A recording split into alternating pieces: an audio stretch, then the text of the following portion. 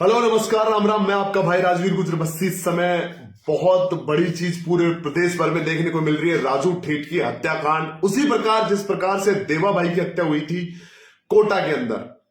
अब मैं बात करूं इस चीज को, बहुत लोग इसको सिमिलर बता रहे हैं, लेकिन मैं आपको बता दूं सिर्फ और सिर्फ आपराधिक घटनाएं हैं।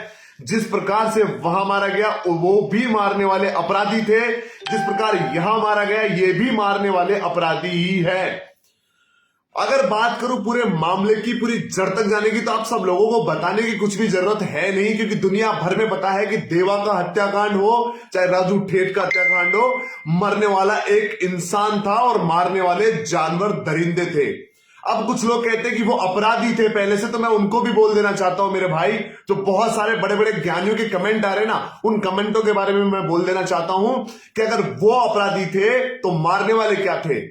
आपके कोई रिश्तेदार थे या आपके कोई फूफा या फिर कोई जीजा लगता था उनमें से, वो भी तो अपराधी थे। अगर आप निष्कर्ष पे पहुंचो तो राजस्थान में अपराध का स्तर किस प्रकार बढ़ चुका है, ये देखने से पहले हमारी रूह कांपने लग गई है। कहां आपके आस पड़ोस में आपके घर में अपराधी पना लेकर बैठे हैं भोले भाले चेहरों के पीछे, आप अंदाजा भी नहीं लगा सकते।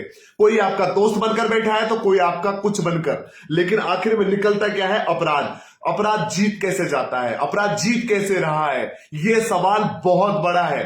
राजस्थान में जिस प्रकार की चीजें आए दिन बढ़ती जा रही है, उन चीजों के बारे में एक बार जरा गौर करके सोचिएगा।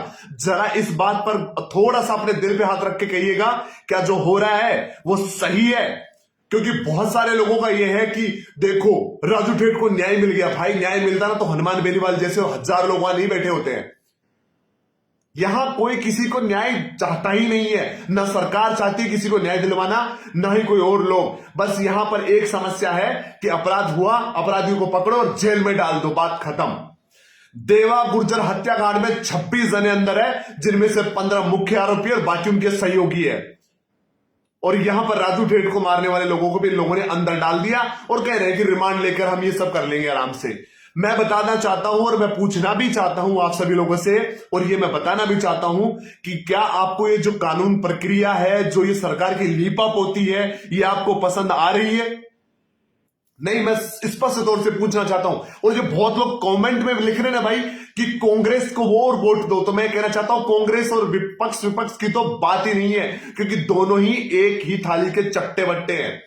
लेकिन यह भी सच्चाई है कि अगर बात की जाए पिछले कुछ कुछ कुछ समझ रहे हो ना, कुछ सालों से, तो कुछ ज्यादा ही तादाद में ये चीजें बढ़ रही है। और आप इन चीजों पर आप इनको रोकने की तो सोच ही नहीं सकते, क्योंकि इनकी तादाद इस प्रकार से बढ़ रही है। अवैध हत्या राजस्थान में सबसे ज्यादा हो चुका है। जो बच्चा साला कॉपी किताब के उसके पास पैसे नहीं होंगे ना, उसके पास कट्टे पड़े घर के अंदर। आप पता करके देखिए ना किस प्रकार से आपराधिक घटनाएं बढ़ रही है राजस्थान में। बड़ी दया आती है मुझे कि यूपी बिहार से हमारी तुलना सीधे तौर पे होने लग गई है। शेयर कर दीजिए इस वीडियो को। करने का रीजन आप लोगों को बताना नहीं पड़ेगा, सब कुछ समझ में आ रहा है।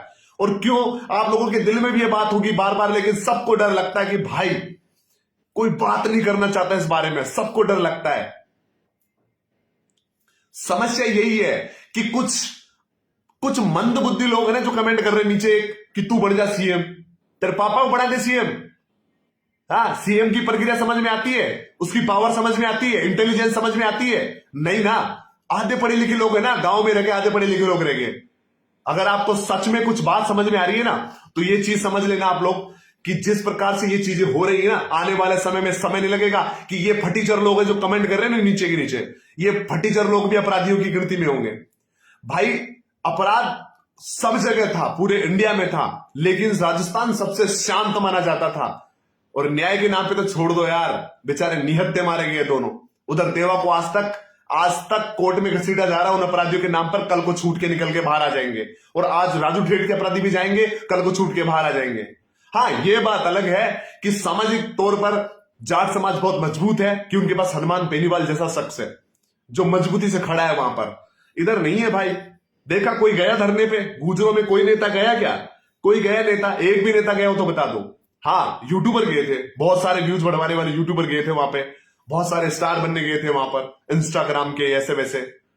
लेकिन मैं आप लोगों को एक बात बता दूं कि बहुत बड़ा ये जो चीज हो रही है ना, इसमें आप लोगों को बाद में समझ में आएगा, बहुत लेट समझ में आएगा, लेकिन समझ में जरूर आएगा कि ये चीज पे अगर अब सरकार को नहीं घेरा गया, अब दोनों विपक्ष की दोनों गवर्नमेंटों को नहीं घेरा गया, तो शायद अब कभी नहीं होगा। क्योंकि इतने बड़े बड़े हत्याकांड आपने देख लिए, इतने मतलब इतनी शांति से चल रहे लोगों को।